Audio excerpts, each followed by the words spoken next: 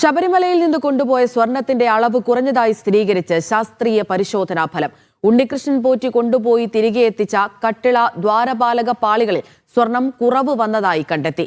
കൂടുതൽ പാളികളിൽ നിന്ന് സ്വർണം കൊണ്ടുപോയിട്ടുണ്ടോ എന്നതിൽ പരിശോധനാ ഫലം നിർണായകമാണ്. SIT നാളെ ഹൈക്കോടതിയിൽ റിപ്പോർട്ട് നൽകും. കേസിൽ കുറ്റപത്രം സമർപ്പിക്കാനുള്ള നടപടികളും SIT ആരംഭിച്ചു. പ്രതികളുടെ ജാമ്യം തടയാനാണ് SITയുടെ നീക്കം. സിജോ വി ജോൺ തിരുവനന്തപുരത്ത് നിന്ന് വിവരങ്ങൾ നൽകാനായി ചേരുന്നുണ്ട്. സിജോ, ഈ റിപ്പോർട്ട് SIT വിശദമായി തന്നെ പരിശോധിക്കുന്നുണ്ടായിരുന്നു. ചെമ്പ് തെളിയുകയാണല്ലേ?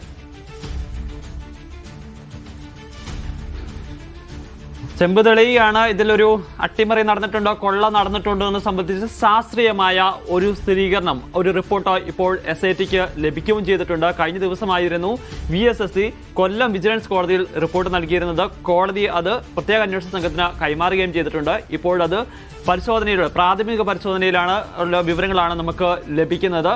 2018 ശബരിമലയിൽ നിന്ന് ദ്വാരപാലക ശില്പവും കട്ടളപ്പാളിയും കൊണ്ടുപോയതിനു ശേഷം തിരികെ എത്തിച്ചിരിക്കുന്ന സ്വർണത്തിൽ കുറവുണ്ടായിട്ടുണ്ട്. അതോടൊപ്പം തന്നെ പാളികളുടെ തൂക്കത്തിലും വ്യത്യാസമുണ്ട് എന്നുള്ളതാണ്.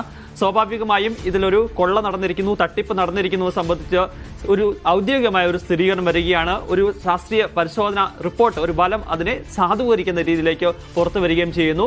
ഇത് കോടതിയിൽ സമർപ്പിക്കും. ഇത് ഏറ്റവും പ്രധാനപ്പെട്ട ഒരു തെളിവായി നിലനിൽക്കുകയും ചെയ്യും. ഇനി അറിയേണ്ടത് ദ്വാരപാലക ശില്പവും കട്ടളപ്പാളിയും മാത്രമാണോ, ശബരിമലയിൽ നിന്ന് മറ്റു സ്വർണ്ണപ്പാളികൾ കൊണ്ടുപോയി സ്വർണം തട്ടിയെടുത്തിട്ടുണ്ടോ എന്നുള്ളതാണ്.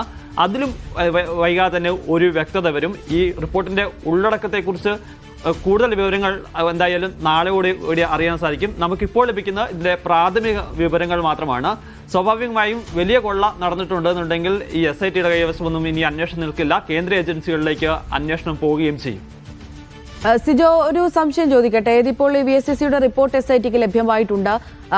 ഇവിടെ ക്രമക്കേട് നടന്നിട്ടുണ്ട് എന്ന് പറയുമ്പോൾ കൃത്യമായ കണക്കുകൾ ഈ റിപ്പോർട്ടിൽ പരാമർശിച്ചിട്ടുണ്ടാവില്ലേ? ഈ സ്വർണത്തിന്റെ തൂക്കം, കാലപ്പഴക്കം, അതിന്റെ പ്യൂരിറ്റി അതെല്ലാം കൃത്യമായി പരിശോധിച്ചിട്ടുള്ളതാണ്. നേരത്തെ 2018 കൊണ്ടുപോകുമ്പോൾ ഉണ്ടായിരുന്ന സ്വർണ്ണമാണോ തിരിച്ചെത്തിച്ചിരിക്കുന്നത്, അന്നത്തെ ആ ഒരു കാലപ്പഴക്കം, ഈ പുതിയതായി പുതിയ സ്വർണ്ണമാണോ അതിൽ ചേർത്തിരിക്കുന്നത് എന്നുള്ളത്, അതിന്റെ ആ ഒരു കൃത്യമായ കാലപ്പഴക്കം പോലും നിർണ്ണയിക്കുന്ന അല്ലെങ്കിൽ അത് സ്ഥിരീകരിക്കുന്ന തരത്തിലുള്ള ഒരു റിപ്പോർട്ടാണ് എന്നുള്ളതാണ്. അതത്ര കൃത്യമായി നമുക്ക് പറയാൻ സാധിക്കുക. തട്ടിപ്പ് നടന്നിട്ടുണ്ട് എന്നുള്ളത് സംബന്ധിച്ച് ഒരു സ്ഥിരീകരണത്തിലേക്ക് ഈ റിപ്പോർട്ട് വരികയും ചെയ്തിട്ടുണ്ടെന്നുള്ളത് അത്ര ശാസ്ത്രീയപരമായ രീതിയിലുള്ള അല്ലെങ്കിൽ സാങ്കേതികപരമായിട്ടുള്ള കാര്യങ്ങളാണ് ഇതിൽ പരിശോധനയുടെ ഭാഗമായിട്ടിരിക്കുന്നത്. ഒരു കാര്യം ഞാൻ നേരത്തെ പറഞ്ഞ പോലെ തന്നെ പറയാം, അതിലെ കാലപ്പഴക്കം പറയാൻ പറ്റും, അതിൻ്റെ പ്യൂരിറ്റി പറയാൻ പറ്റും, അതിൽ വ്യത്യാസം ഉണ്ടായിട്ടുണ്ടോ, എത്ര ക്യാരറ്റ് സ്വർണ്ണമാണ്, അതിൽ വ്യത്യാസം ഉണ്ടായിട്ടുണ്ടോ, അത്തരം കാര്യങ്ങൾ കൂടി കൃത്യമായി തന്നെ ഈ റിപ്പോർട്ടിലുണ്ട്. അപ്പോൾ ഈ തട്ടിപ്പ് സംബന്ധിച്ച് ഏത് രീതിയിലാണ് തട്ടിപ്പ് നടന്നിട്ടുള്ളത്, എന്തൊക്കെയാണ് ഇവിടുന്ന് പോയിട്ടുള്ളത് സംബന്ധിച്ച് ഈ റിപ്പോർട്ടിൽ കൃത്യമായി അതിൻ്റെ ഉള്ളടക്കമുണ്ട്.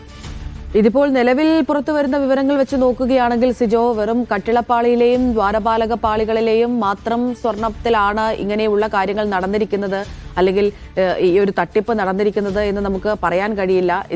ഇത് ചിലപ്പോൾ മഞ്ഞുമലയുടെ ചെറിയൊരറ്റം മാത്രമായിരിക്കാം. ഇതിലും വലിയ സംഭവങ്ങൾ അവിടെ നടന്നിട്ടുണ്ടാകാം. അപ്പോൾ SIT ഇനിയിപ്പോൾ ഏത് രീതിയിൽ മുന്നോട്ട് പോകാനാണ് ഉദ്ദേശിക്കുന്നത്?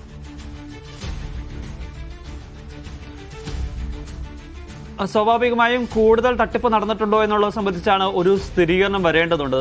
നമ്മളത് കൂടുതൽ തട്ടിപ്പ് നടന്നിട്ടുണ്ടെന്ന് ഈ ഘട്ടത്തിൽ പറയാൻ സാധിക്കില്ല. കാരണം ആ റിപ്പോർട്ടിന്റെ വിശദാംശങ്ങൾ കോടതിയിൽ സമർപ്പിച്ചതിന് ശേഷം മാത്രമാണ് അതിന്റെ പൂർണ്ണമായിട്ടുള്ള ഒരു കാര്യം നമുക്ക് അറിയാൻ സാധിക്കുള്ളൂ. പക്ഷേ നിലവിൽ ലഭിക്കുന്ന വിവരം എന്ന് പറയുന്നത് ദ്വാരപാലക ശില്പവും കട്ടളപ്പാളിയും കൊണ്ടുപോയിട്ടുണ്ട്. 2018 കൊണ്ടുപോകുന്നത്.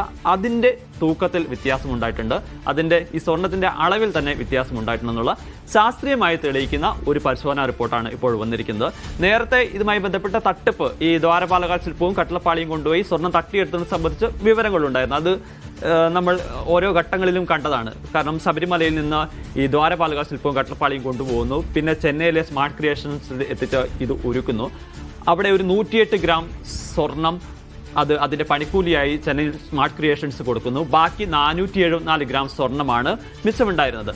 അത് സ്ത്രീകളുടെ വിവാഹ ആവശ്യത്തിന് വേണ്ടി കൊടുക്കട്ടെ എന്ന് ചോദിച്ചുകൊണ്ടാണ് ഉണ്ണികൃഷ്ണൻ പോറ്റി അന്നത്തെ ദേവസ്വം ബോർഡ് കമ്മീഷണർക്ക് എൻ വാസുവിന് ഇതിന്റെ ഒരു ഔദ്യോഗികമായ ഒരു മെയിൽ അയക്കുന്നത്. അപ്പോൾ ഈ സ്വർണം മിച്ചമുണ്ടായിരുന്നു സംബന്ധിച്ച വിവരങ്ങളുണ്ടായിരുന്നു. പക്ഷേ അത് സാധൂകരിക്കണമെങ്കിൽ അത് കോടതിയിൽ എത്തുമ്പോൾ നിലനിൽക്കണമെന്നുണ്ടെങ്കിൽ അത് ശാസ്ത്രീയമായി തന്നെ പരിശോധന നടത്തേണ്ടതുണ്ട് എന്നുള്ളതായിരുന്നു. അതുകൊണ്ടാണ് നവംബർ 17-ാം തീയതി ഏകദേശം 14 മണിക്കൂറോളം SIT സന്നിധാനത്തെത്തുകയും അവിടുന്ന് 15 ഇടങ്ങളിൽ നിന്ന് സാമ്പിളുകൾ ശേഖരിക്കുകയും ചെയ്തിട്ടുള്ളത്. അത് ആഴ്ചകൾ നീണ്ടുനിന്ന പരിശോധനയാണ് VSSC നടത്തിയിരിക്കുന്നത്. ഇപ്പോൾ അതിന് ഒരു ശാസ്ത്രീയപരമായ ഒരു റിപ്പോർട്ട് ശാസ്ത്രീയ പരിശോധന നടത്തി അതിനൊരു റിപ്പോർട്ട് തയ്യാറാക്കിയിരിക്കുന്നു എന്നുള്ളതാണ്. ഇനി ഏറ്റവും പ്രധാനപ്പെട്ട കാര്യം എന്ന് പറയുന്നത് മറ്റിടങ്ങളിൽ നിന്ന് സ്വർണം കൊണ്ടുപോയിട്ടുണ്ടോ എന്നുള്ളതാണ്. അങ്ങനെയാണെന്നുണ്ടെങ്കിൽ അത് ഏതെല്ലാം കാലഘട്ടത്തിലാണ് സ്വർണം കൊണ്ടുപോയിട്ടുള്ളത്, എവിടെ നിന്നൊക്കെയാണ് ഈ സ്വർണം മാറ്റിയിട്ടുള്ളതെന്ന് സംബന്ധിച്ച് വിവരങ്ങൾ വരും. അത് നാളെ കോടതിയിൽ സമർപ്പിക്കുന്ന റിപ്പോർട്ടിൽ അത് പുറത്തു വരുമ്പോൾ മാത്രമാണ് ഒരു കൃത്യമായ വിവരങ്ങൾ നൽകാൻ സാധിക്കുക. ഇപ്പോൾ നമുക്ക് ലഭിക്കുന്ന ഈ റിപ്പോർട്ട് സംബന്ധിച്ച് പ്രാഥമികമായ വിവരങ്ങൾ മാത്രമാണ്. ഒരു കാര്യം ശ്രദ്ധിക്കണം, മുദ്ര വെച്ച കവറിലാണ് VSSC കൊല്ലത്തെ വിജിലൻസ് കോടതിയിൽ ഈ റിപ്പോർട്ട് സമർപ്പിക്കുന്നത്. അപ്പോൾ അത്രയും രഹസ്യ സ്വഭാവത്തോടു കൂടിയാണ് ഇത് മെയിൻറ്റെയിൻ ചെയ്യുന്നത് എന്നുള്ളതുണ്ട്. അപ്പോൾ നമുക്ക് വിവരങ്ങൾ ലഭിക്കുന്നതിനും അതിൻ്റെതായ പരിമിതികളുണ്ട്. പല നിർണായകമായ വിവരങ്ങളും നമുക്ക് പലപ്പോഴും ലഭിക്കുക എന്ന് പറയുന്നത് കോടതിയുടെ പരിഗണനയിലേക്ക് ഈ റിപ്പോർട്ട് എത്തുമ്പോഴാണ്. സ്വാഭാവികമായും നാളെ ഈ റിപ്പോർട്ട് സമർപ്പിക്കുമ്പോൾ അധികം വൈകാതെ തന്നെ ഇതുമായി ബന്ധപ്പെട്ട കൂടുതൽ വിശദാംശങ്ങളിലേക്ക് ലഭിക്കുമെന്ന് പ്രതീക്ഷിക്കാം. ഇനി കോടതിയാണ് ഇക്കാര്യത്തിൽ തീരുമാനമെടുക്കുക. വൻ കൊള്ള നടന്നിട്ടുണ്ടെങ്കിൽ സ്വാഭാവികമായും ഇപ്പോഴത്തെ അന്വേഷണ സംഘത്തിന് ഇതിന്റെ തുടരന്വേഷണവുമായി മുന്നോട്ട് പോകുന്നതിന് വലിയ വെല്ലുവിളി ഉണ്ട്.